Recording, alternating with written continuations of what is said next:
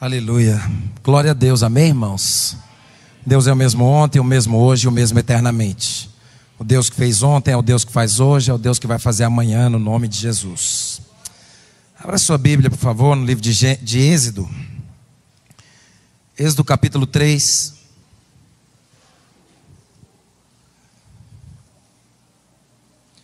Semana passada nós falamos a respeito de sairmos do ninho, que é a nossa zona de conforto. E você sabe que quando você fala de algumas coisas, Deus começa a criar situações para levar você a sair do ninho. E semana Deus falou ao meu coração a respeito, talvez até dando continuidade àquela palavra. E Deus falou muito ao meu coração. Você sabe que há momentos que quando Deus fala no seu coração e certas circunstâncias acontecem, você muitas vezes fica pensando em não falar de algumas coisas, porque parece que quando você fala, a gente é meio que testado naquilo, né? Mas Êxodo capítulo 3, verso 1, a palavra do Senhor diz: apacentava Moisés o rebanho de Jetro, seu sogro, sacerdote de Midian, e levando o rebanho para o lado ocidental do deserto, chegou ao monte de Deus, a Horebe. Apareceu-lhe o anjo do Senhor numa chama de fogo, no meio de uma sarça. Moisés olhou, e eis que a sarça ardia no fogo, e a sarça não se consumia. Então disse consigo mesmo: irei para lá e verei essa grande maravilha. Por que a sarça não queima? Vendo o Senhor que ele se voltava para ver Deus no meio da sarça, o chamou e disse: Moisés, Moisés. Ele respondeu: eis-me aqui. E Deus continuou: não te chegues para cá, tira as sandálias dos pés, porque o lugar em que estás é terra santa. Disse mais: eu sou o Deus de teu pai, o Deus de Abraão, o Deus de Isaque, o Deus de Jacó. Moisés escondeu o rosto porque temeu olhar para Deus. Disse ainda o Senhor: certamente vi a aflição do meu povo que está no Egito, e ouvi o seu clamor por causa dos seus exatores. Conheço-lhe o sofrimento, por isso desci a fim de livrá-lo da mão dos egípcios, e para fazê-lo subir daquela terra a uma terra boa e ampla, terra que mana leite e mel, lugar do cananeu, do eteu, do amorreu, do ferezeu, do heveu e do jebuseu. Até aqui. Senhor, nós oramos nessa noite no nome de Jesus. Rogamos, Senhor Deus, que o Espírito do Senhor, que tanto deseja e quer falar conosco, que o Senhor tenha liberdade nesta noite para ministrar ao nosso coração. Nós abrimos o nosso coração, ó Deus, e lançamos fora todo conceito ou preconceito errado, ó Deus, que não é condizente com a sua palavra, e nos expomos à verdade do Evangelho, para que o Evangelho de Jesus possa verdadeiramente edificar em nós os valores preciosos e poderosos que vai nos fazer, ou que vão nos fazer viver tudo aquilo que o Senhor tem para nós como filhos amados do Senhor. Nós oramos e te pedimos no nome de Jesus. Amém. Sabe, quando eu li esse texto eu fico um pouco assim impressionado. Como que Moisés, um homem que iria pastorear 1,5 milhão de pessoas por um deserto, como que Moisés, um homem que seria o instrumento de Deus para ser usado para libertar os filhos de Israel do cativeiro ali de Faraó, como que Moisés, sendo um homem tão escolhido, tão separado por Deus, estava aqui apacentando o rebanho do seu sogro, nem era o rebanho dele, ele estava cuidando das ovelhas do seu sogro. E você sabe, Deus é um Deus de propósitos maiores do que nós conseguimos enxergar. Sair do ninho é um grande desafio. Sair da nossa zona de conforto é um grande desafio. Muitas vezes, por nós não termos uma visão ampliada, por nós não termos uma visão alargada do que Deus quer fazer na nossa vida e através da nossa vida, nós muitas vezes podemos estar em alguns momentos da nossa vida murmurando, reclamando, se levantando contra Deus, pela situação que talvez nós estejamos vivendo. Quando nós olhamos para a vida de Moisés, você sabe, quando Moisés nasceu, havia um decreto de que todas as crianças que nascessem, elas deveriam serem mortas. E a Bíblia diz que aquelas mulheres que eram as parteiras, elas não concordavam com essa decisão de Faraó. E elas decidiram que os filhos das mulheres hebreias, eles iriam nascer, elas não iam matá-los.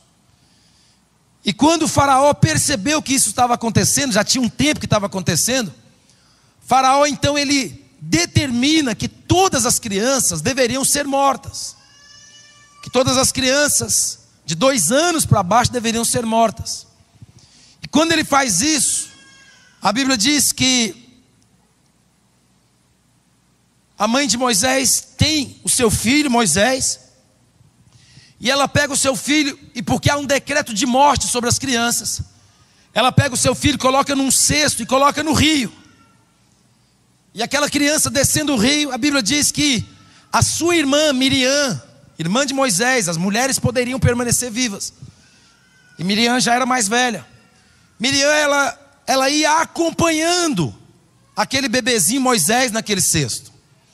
E quando ele chega então, perto ali da onde a filha de Faraó estava tomando banho, a Bíblia diz que ela pega aquele cesto e ela vê que é uma criança e ela fala: eu vou ficar com esse menino. Quem poderia amamentá-lo? E então Miriam se aproxima imediatamente e diz: olha, a minha mãe pode amamentá-lo. A minha mãe pode dar leite para ele. E aí ela diz então: olha, então leva a criança, amamenta, e no momento que ela for desmamada, então que você me traga de volta, porque agora ele é meu filho. E a Bíblia diz que passado o tempo, ele então é levado para a filha de Faraó, e Moisés cresce dentro do palácio egípcio. Moisés cresce tendo os melhores e maiores ensinamentos e conhecimentos que haveria naquela época para uma criança aprender. Moisés cresce recebendo todos os fundamentos. Moisés cresce aprendendo todos os valores do palácio. Moisés cresce aprendendo como lidar com Faraó. Moisés cresce aprendendo como que uma pessoa deveria se portar diante de Faraó. Moisés cresce aprendendo como que deveria falar com Faraó, para que Faraó não se endurecesse tanto. De uma certa forma, irmãos, Deus mesmo colocou Moisés longe dos seus pais, longe da sua mãe, longe do seu pai, e dentro do palácio de Faraó. Mas por que Deus faz isso? Porque para que o propósito de Deus muitas vezes se cumpra na nossa vida, para que os sonhos de Deus se cumpram na nossa vida, muitas vezes Deus vai fazer coisas que nós não queríamos que Ele fizesse. E a Bíblia diz que Moisés vivia no conforto. Havia aqueles escravos que eram os hebreus, que eles ficavam lá banando aquele abanador lá bem grande, fazendo vento, porque Moisés estava com calor. Havia outros momentos que Moisés falava: eu estou com fome. Vinha aquelas mulheres hebreias, escravas, trazendo uma bacia cheia de frutas, e colocava ao lado, porque esse era o costume do povo de Faraó, e colocava ao lado ali, e Moisés deitado no seu ninho, sendo abanado por aquele abanador bem grande, um ventilador diferente, comendo as delícias daquelas frutas que eram especiais para a casa de Faraó, porque ele era o rei.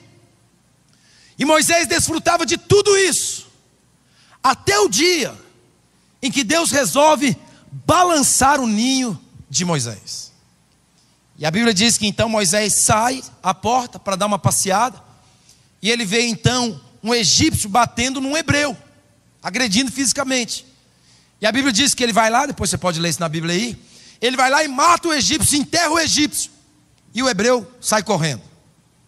Passado o dia, a Bíblia diz que no outro dia, Moisés sai, e quando Moisés sai novamente, ele vê 2 hebreus brigando. e brigando os dois hebreus, Moisés chega para separá-los. Só que quando ele chega para separá-los, o hebreu vira e fala o seguinte: queres por acaso nos matar como você matou o egípcio ontem? E a Bíblia diz que daquele dia em diante, Moisés fugiu para o deserto. E você sabe, Moisés ficou 40 anos na casa de Faraó, aprendendo tudo que ele precisava aprender para ser o instrumento de Deus que iria libertar os filhos de Israel do cativeiro de Faraó. Sendo levado para o deserto e tirado do seu ninho, do seu lugar de conforto, da sua zona de segurança. A Bíblia diz, irmãos, que a Bíblia diz que Moisés fica 40 anos no deserto. Moisés viveu 3 ciclos de 40 anos. Moisés então agora está 40 anos no deserto, fazendo o quê? Moisés está 40 anos no deserto, aprendendo como sobreviver no deserto. A Bíblia diz que nesses 40 anos, Moisés aprendeu de onde tirar água. Moisés aprendeu como lidar com os animais peçonhentos, cobra, escorpião e tudo mais.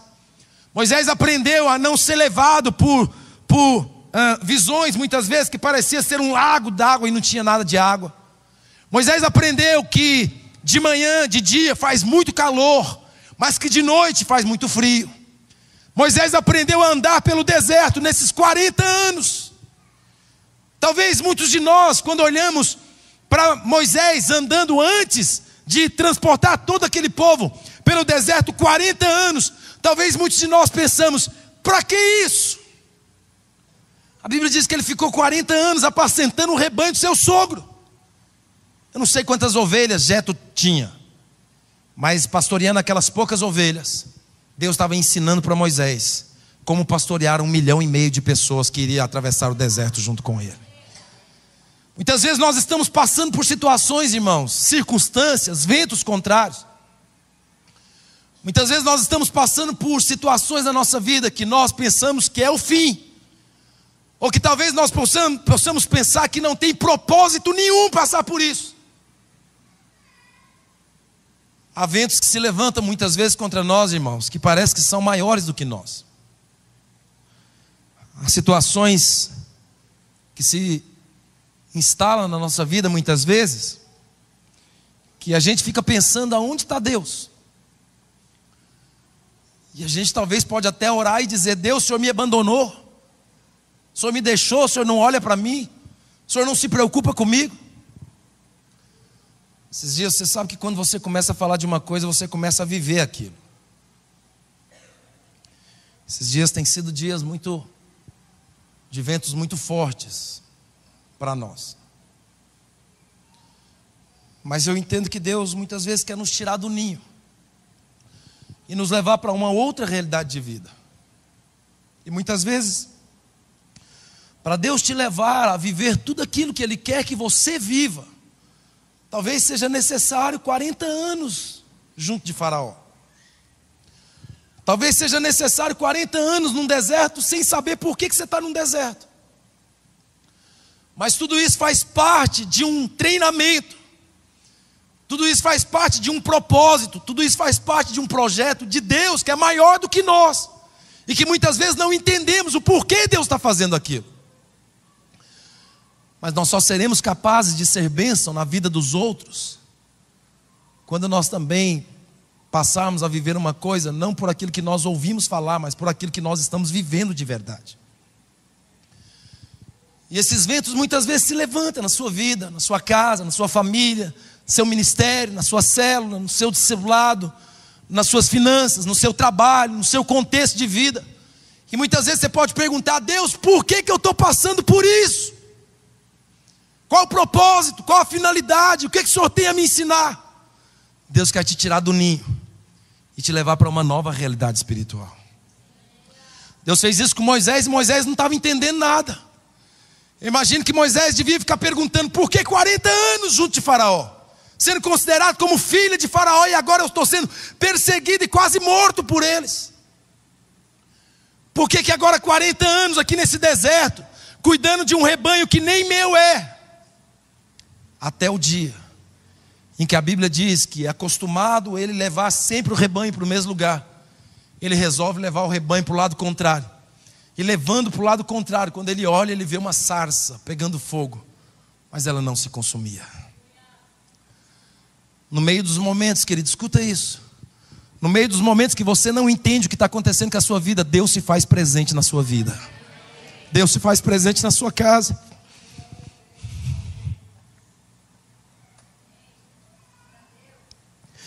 Deus se faz presente na sua família.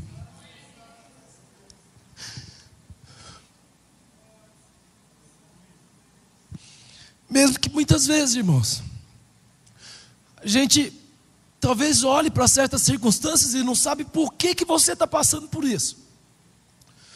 Mas muitas vezes Deus está te preparando para coisas maiores. E a gente até acha ruim. A gente até sofre muito com certas circunstâncias. Mas nada na vida daqueles que andam na presença de Deus é por acaso. Deus tem propósito em todas as coisas. E talvez o vento, a tempestade, ou até mesmo a balançada no ninho que Deus traz. E eu estava falando com Deus essa semana e o Senhor estava me dizendo: olha, Samuel, nem sempre sou eu que balanço o ninho. Muitas vezes o lobo vem, o urso vem, o leão vem, o falso leão vem, e ele quer comer as águias que estão lá no ninho.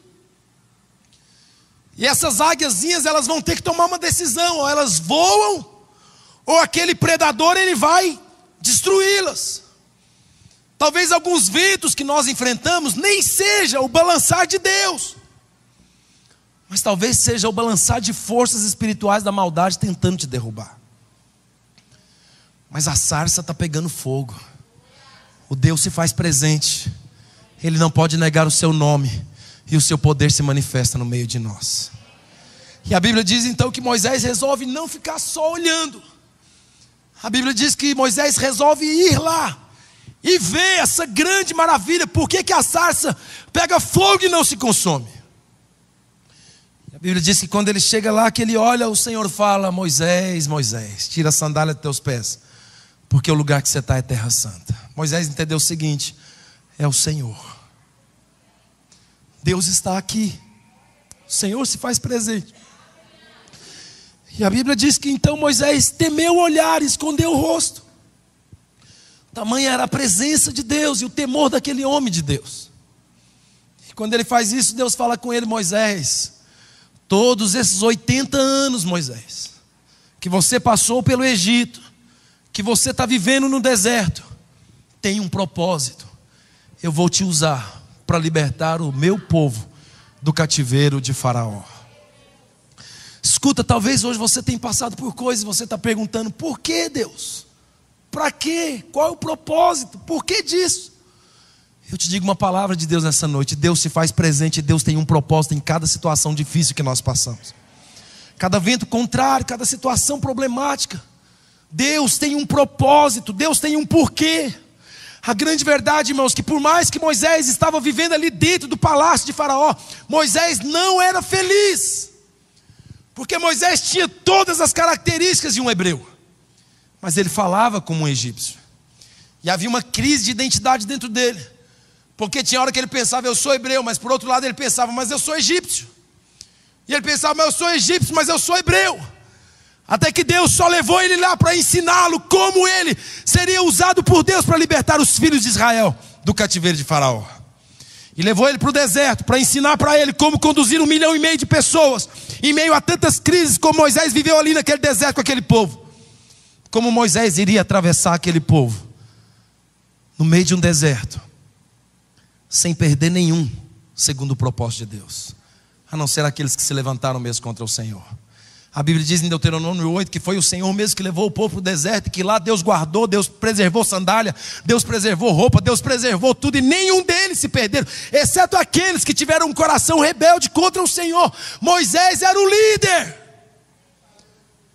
As situações que você, eu e nós temos passado, irmãos, você é o líder. Você é o homem de Deus, você é a mulher de Deus. Deus vai usar você para mudar a sua casa, mudar a sua família, mudar a sua realidade, transformar suas circunstâncias e fazer com que tudo que você está vivendo seja verdadeiramente para a glória de Deus. E jamais podemos ter um coração desobediente, rebelde, questionador. Porque a Bíblia diz, irmãos, que tudo coopera para o bem daqueles que amam ao Senhor.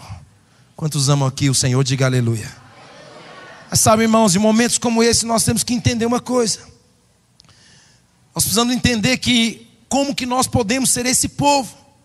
Foram 40 anos de Egito, foram 40 anos de deserto, e agora serão novos 40 anos no meio de um deserto. Como enfrentar momentos difíceis da nossa vida, como enfrentar situações adversas da nossa vida, como enfrentar situações que para nós é o fim, como enfrentar situações que talvez você jamais imaginaria passar. Esse texto de Moisés, ele nos mostra como enfrentar essas coisas. Primeiro, a Bíblia fala que Moisés tinha uma profunda intimidade com Deus. Qualquer um, irmãos, eu imagino que muitos talvez tenham visto aquela sarça ardendo lá, pegando fogo. Mas a Bíblia diz que Moisés foi o único que resolveu subir lá e estar diante daquela sarça para ver o que estava acontecendo. E Deus fala face a face com ele. Se nós queremos passar momentos difíceis, se nós queremos enfrentar momentos difíceis, se nós queremos superar momentos de dificuldades na nossa vida, o primeiro caminho que nós precisamos entender é que nós precisamos ter intimidade com Jesus, relacionamento com Ele. Só quem anda com Deus nos momentos mais difíceis da sua vida, ele vai conseguir ouvir a voz de Deus. Só quem anda com Deus no momento do deserto, no momento do Egito, só quem anda com Deus no momento das adversidades, ele vai ouvir Deus dizer: não temas, eu sou contigo. Mas quem não tem a intimidade não consegue ouvir. Quem não tem a intimidade não consegue perceber. Quem não tem a intimidade não consegue nem saber o que Deus está querendo fazer com a situação que eu estou enfrentando. Quem não tem intimidade não consegue bater asa e voar. Quem não tem intimidade, irmãos, não tem confiança para dar o próximo passo. Eu e você, nós precisamos entender uma coisa, irmãos.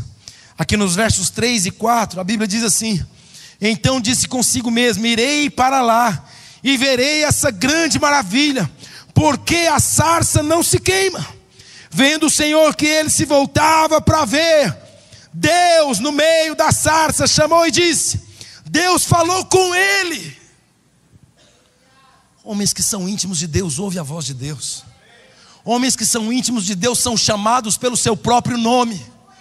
Por isso que Deus fala, Moisés não fala: ei homem, que você quer aqui? Não.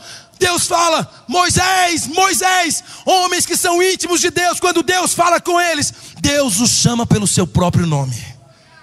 É por isso que a gente vê quando Deus chama Samuel, várias vezes lá junto de Eli, Deus fala 3 vezes: Samuel, Samuel, Samuel.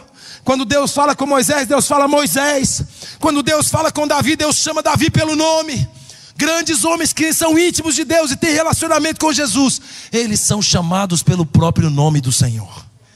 Nós precisamos aprender a entender, irmão, no nosso dia a dia, que nós só seremos capazes de passar por momentos de grandes ventos e tempestades na nossa vida, se nós tivermos uma vida de intimidade com o Senhor.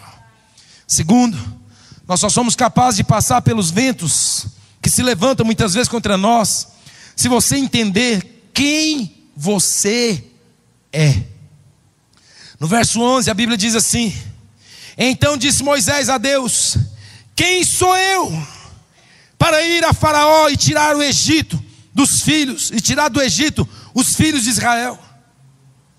Moisés está perguntando para Deus: quem que sou eu para fazer isso? Talvez você está vivendo num contexto de vida que você está perguntando: quem sou eu? Eu quero te dizer uma coisa nessa noite: você é amado de Deus. Você é mais do que vencedor. Deus está com você como esteve com Moisés. Tudo você pode naquele que te fortalece. Você já é abençoado com toda sorte de bênçãos. Tua casa e tua vida e tua família não servirão ao diabo, mas servirão ao Senhor dos exércitos. Praga nenhuma chegará à sua casa, 1000 cairão ao seu lado, 10.000 à sua direita, você não será atingido. Você já está justificado mediante o sangue de Jesus. Nenhuma condenação há para você que está em Cristo Jesus, o seu Senhor. Você é mais do que vencedor. Você é um vencedor. Moisés, ele pergunta: quem sou eu? Deus diz para ele: é você mesmo, rapaz. Deus te diz nessa noite, não importa a situação que você está vivendo, é você mesmo, porque já há uma promessa de Deus sobre a sua vida, já há uma palavra de Deus sobre a sua vida, já há um propósito de Deus sobre a sua vida, já há uma visão de Deus sobre a sua vida, já há um querer de Deus sobre a sua vida, e o diabo não vai frustrar os planos de Deus na sua vida nem na sua família. Você e sua casa servirão ao Senhor. Aonde você colocar as suas mãos vai prosperar. Aonde você colocar os seus pés será dado por herança. Uma porta será aberta e ninguém poderá fechar diante de ti. Deus prepara um caminho novo diante de ti. O Senhor dos exércitos, Ele vive, porque a morte não pôde detê-lo. Nós podemos confiar que nós vamos voar como águias e vamos subir mais altos, porque a mão do Deus Todo-Poderoso está sobre nós. Aleluia. Diga para o seu irmão, você é mais do que vencedor. Diga para o seu irmão, você não é um derrotado, você não é um fracassado, você é um vencedor. Aleluia. Entenda quem você é. Essa era a crise de Moisés. Eu estou aqui no Egito, mas eu não sou do Egito. Eu estou aqui nesse deserto, mas eu também não nasci para viver no deserto. Eu nasci para viver em Canaã. Você nasceu para viver na terra prometida, terra que mana leite e mel, a terra das promessas do Senhor, para aqueles que são filhos do Altíssimo. Você é filho de Deus. Você viveu e nasceu e viveu hoje para viver o melhor de Deus a cada dia, no nome de Jesus. Quantos creem, diga aleluia. Segunda coisa, você precisa crer que Ele está contigo. Quando Ele fala assim, eu subirei lá e verei qual é esse essa grande maravilha, no verso 12 a Bíblia diz assim: Deus lhe respondeu, eu serei contigo, e este será o sinal de que eu te enviei. Escuta, Deus é contigo. Por isso que a Bíblia diz lá no Salmo, ainda que eu ande pelo vale da sombra da morte, não temerei mal algum, porque o Senhor está comigo, sua vara e seu cajado me sustentam.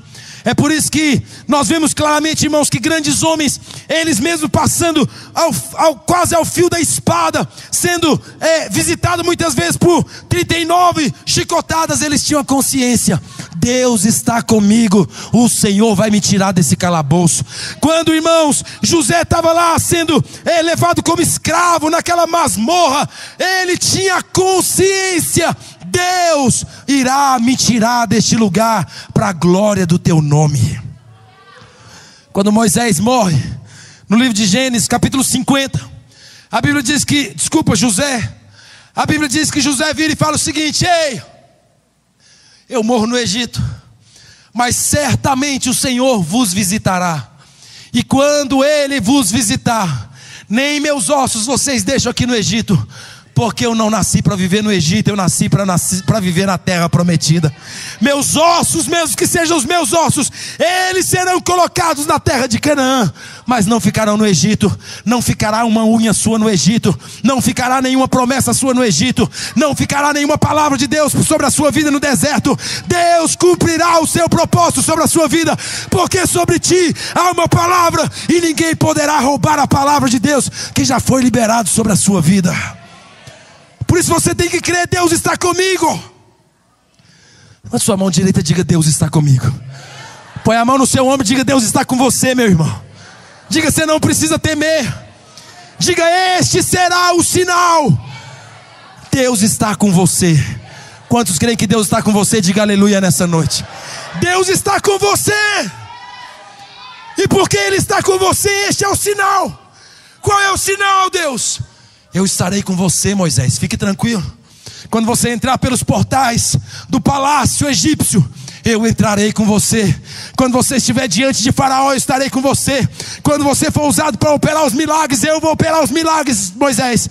Quando você falar e ele resistir, eu te guardarei. E ainda que tentarem te matar lá dentro do palácio, não te matarão, porque eu estarei com você. Deus está com você. Não importa onde você está vivendo, o que você está passando, o que você está enfrentando. Sabe, irmãos, esse testemunho da pastora Vânia, do Júnior, está ali. Irmãos, isso é só um sinal. Deus está conosco. Deus não nos abandona. Deus não nos deixa. Mesmo que uma mãe que se amamenta esquecesse do seu filho, eu todavia, diz o Senhor, jamais me esquecerei de ti, diz o Senhor dos exércitos. Talvez nós não estamos entendendo o que está acontecendo, mas Deus vai usar cada circunstância que você está vivendo hoje para fazer de você um grande instrumento um poderoso instrumento nas mãos do Senhor, para causar uma revolução e um grande avivamento nesta geração, para a glória de Jesus. Quarto aspecto, aleluia, pode aplaudir o Senhor, aleluia. Quarto aspecto: se você quer passar pelos grandes desertos, se você quer passar pelos grandes ventos, tem alguém que fale na sua vida, tem um discipulador. A Bíblia fala assim para Moisés, depois você pode ler. A Bíblia fala assim para Moisés: Moisés, fale primeiro com os anciãos, fale com eles e leve eles com você, Moisés. Os anciãos eram os mais velhos, os anciãos eram os mais experientes, os anciãos eram aqueles que iam dar segurança ali para Moisés poder agir daquela forma. O grande problema muitas vezes, querido, é que você quer enfrentar os ventos da sua vida sozinho. O grande problema, ou os grandes problemas que nós muitas vezes temos engendrado nós mesmos contra nós, é porque nós queremos enfrentar as grandes tempestades sozinhos. Não! Quando os discípulos estavam enfrentando a maior tempestade dentro daquele barco, a Bíblia diz que eles tentaram resolver o problema daquela tempestade sozinhos, porque eles pensaram consigo mesmo: eu consigo. Até que eles entenderam o seguinte: nós temos um discipulador, chame por ele. Seu primeiro discipulador é o Senhor dos exércitos, é aquele que você já tem intimidade com ele. Seu segundo é o homem de Deus, a mulher de Deus que o Senhor levantou para colocar do seu lado. E eles gritaram: mestre, não te importas que vamos morrer? A Bíblia diz que o Senhor se levanta, olha para eles e diz: homens de pequena fé, levanta a mão. O vento cessa, a água fica naquela bonança, e eles viram e falam: uau, quem é esse que até os ventos lhe obedecem? Sabe, irmãos, como é importante você ter alguém que ore pela sua vida, como é importante você ter alguém que guarda a sua vida em oração, como é importante você ter alguém que põe a mão na sua cabeça e te fortalece na fé, como é importante você ter um discipulador para você passar pelos grandes ventos e as grandes tempestades que se levantam contra a sua vida, porque eles serão instrumentos de proteção da parte de Deus sobre a sua vida. Quarto aspecto: quer enfrentar, tem alguém que fala na sua vida. É claro, irmãos, quando Deus fala para Moisés: Moisés, chama os anciãos, leve-os com você, porque eles serão, junto com você, frente a Faraó, sustentáculo para você encarar Faraó de frente a frente. Você precisa de gente que fale na sua vida. Você precisa deixar, irmãos, de querer vencer os seus grandes desafios da vida sozinho. Você não vai conseguir. Você precisa entender uma coisa: o reino de Deus é feito nessa cooperação mútua. Uns aos outros se ajudaram e um ao outro chegaram a bom termo. Você vai chegar a bom termo para a glória de Jesus. Agora entenda, irmãos, o que passamos, escute, quero encerrar dizendo para você: o que passamos vai definir algumas coisas na nossa vida. Escute isso, porque isso é muito sério. O que nós passamos, um Egito, um deserto, uma guerra, uma luta, uma batalha, um vento contrário, uma tempestade, o que eu e você, o que nós passamos, vai definir algumas coisas muito sérias na nossa vida. O que nós passamos vai determinar coisas muito sérias na nossa vida. Primeiro, o que nós passamos vai definir até onde ou como Deus poderá te usar. Sabe, irmãos, a gente percebe isso claramente. Paulo, Moisés, Abraão foram muito usados por Deus, mas diante dos maiores desafios da sua vida, eles em nenhum momento pensaram em retroceder. E a atitude que eles tiveram determinou até onde Deus poderia usá-los. A resposta, olha para o seu irmão e fala: a resposta que você dá a Deus vai determinar até onde Deus pode te usar. Ei, essa é a razão porque tantos irmãos são tão pouco usados por Deus. Essa é a razão porque tão poucos são usados por Deus para fazer grandes coisas. Eles são pouco usados porque, na verdade, quando eles passam por grandes desafios, ao invés deles permanecerem inabaláveis como os montes de Sião, que não se abalam, eles retrocedem, eles desanimam. O primeiro vento que vem, eles querem parar com tudo. A primeira circunstância contrária, eles querem até sair da igreja. A primeira circunstância contrária, eles querem abandonar a célula. A primeira circunstância contrária, eles querem largar o casamento. A primeira circunstância contrária, eles querem desistir de tudo. Mas ei, a resposta positiva que você dá na hora do vento contrário vai determinar o quanto Deus vai poder te usar. Quem resiste pouco, pouco será usado. Mas quem resiste muito na hora do vento, muito será usado para a glória de Jesus. Somos nós que decidimos, sabe, irmãos? Eu vejo muitas vezes pessoas tão fracas. Eu vejo muitas vezes pessoas tão frágeis, que muitas vezes estão passando pelo vento, e ao invés de permanecerem firmes e dizerem ao Senhor: se o Senhor me colocou nesse vento, o Senhor vai me tirar desse vento. Eles muitas vezes não dizem isso. Eles dizem: o Senhor me colocou nesse vento, mas eu quero voltar para o ninho, porque o ninho é mais confortável. Mas eu quero te dizer, querido, que querendo ou não, as folhas do ninho vão secar, e as galhas, que eram galhas que tinham folhas que de alguma forma amaciavam o seu ninho, não vai ter mais esse amaciamento, se assim pode dizer.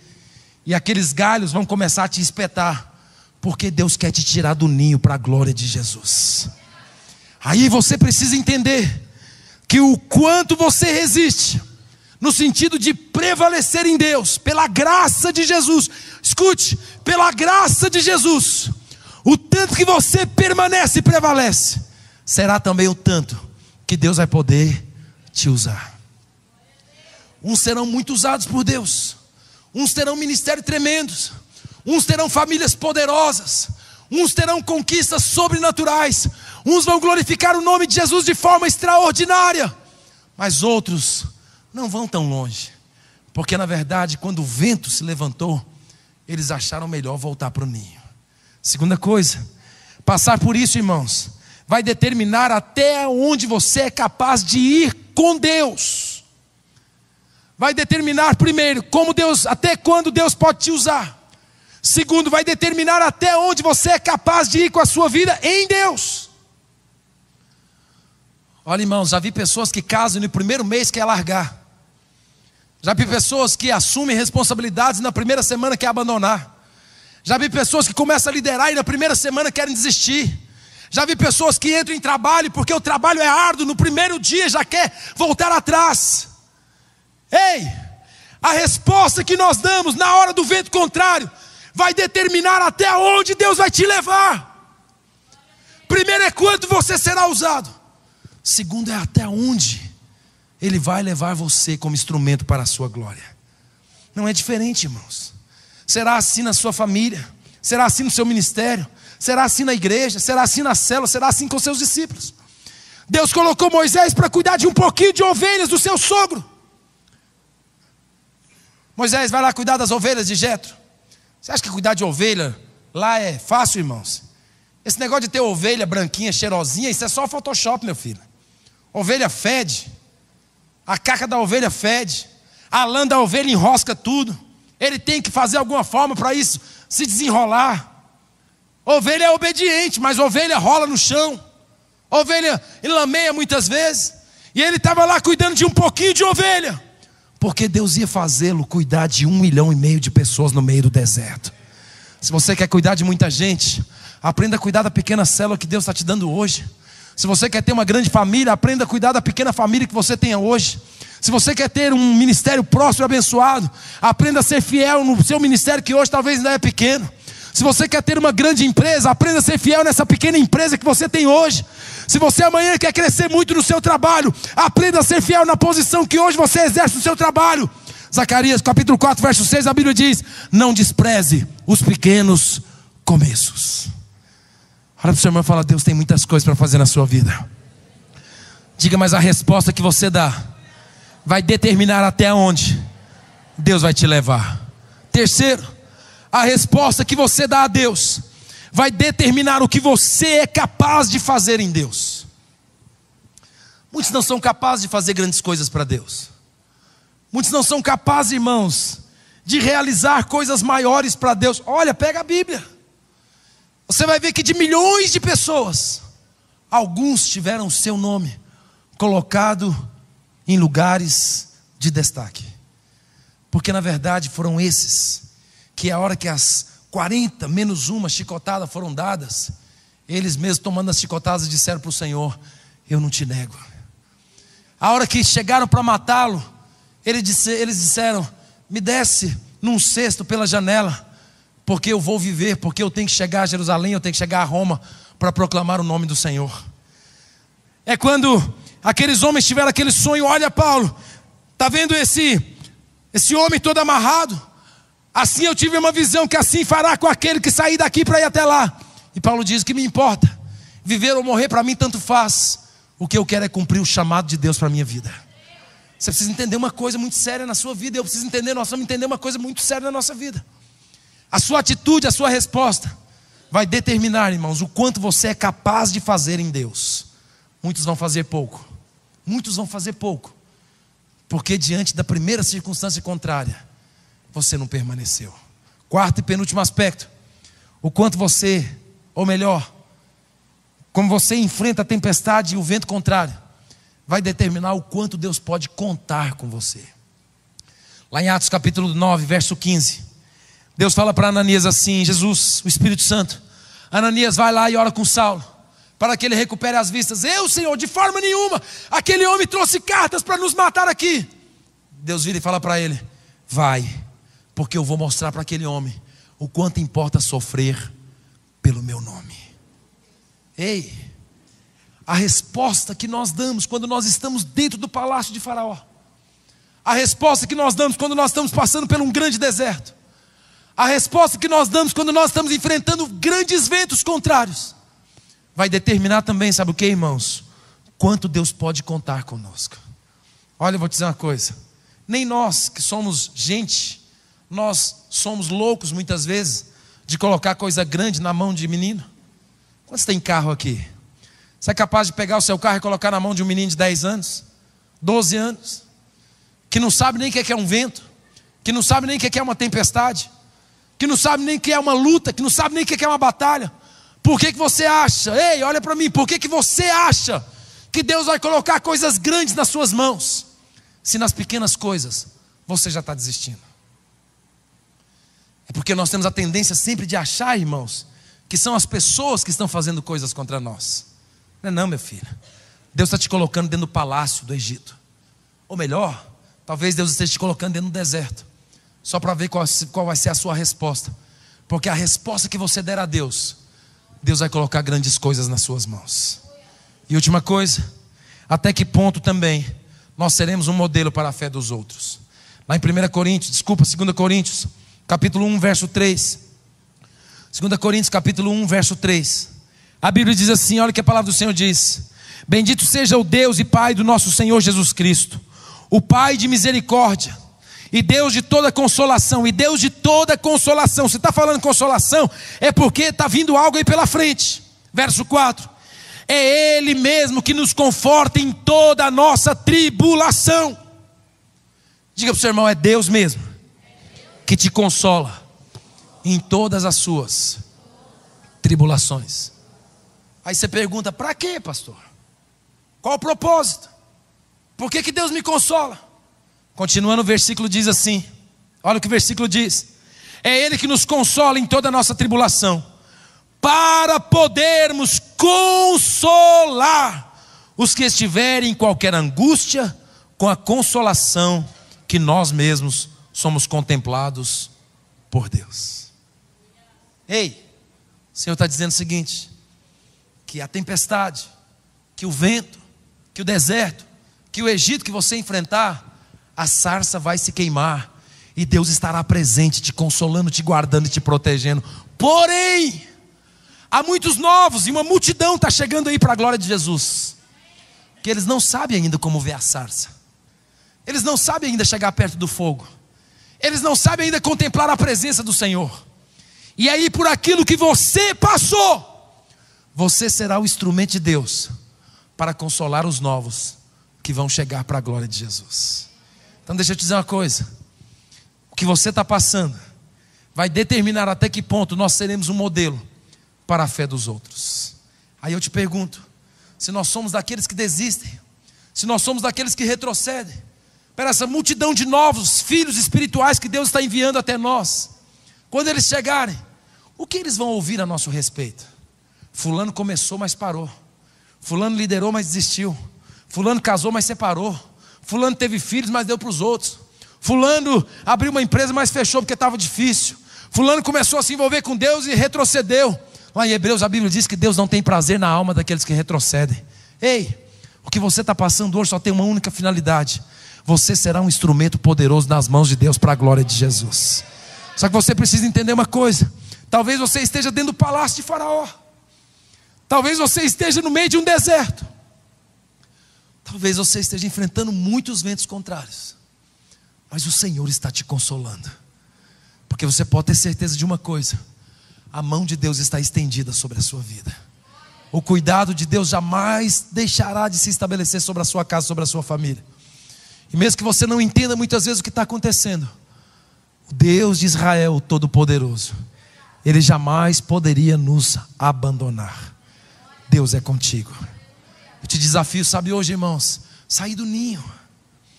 Pastor, mas é tão complicado muitas vezes. Eu sei. Você sabe, irmãos, é muito difícil mesmo. Tem hora que você pensa em desistir mesmo. Mas todas as vezes que você pensa em desistir, aquele que nos consola, Ele vem e nos consola, nos fortalece, traz um ânimo novo, uma fé nova, uma motivação nova, uma disposição nova, uma alegria nova, uma esperança que você não sabe de onde que vem. Porque você sabe que Ele é contigo. Porque Ele tem uma aliança com você. E mesmo que você seja infiel, a Bíblia diz que Ele permanece fiel. Vamos ficar de pé no nome de Jesus.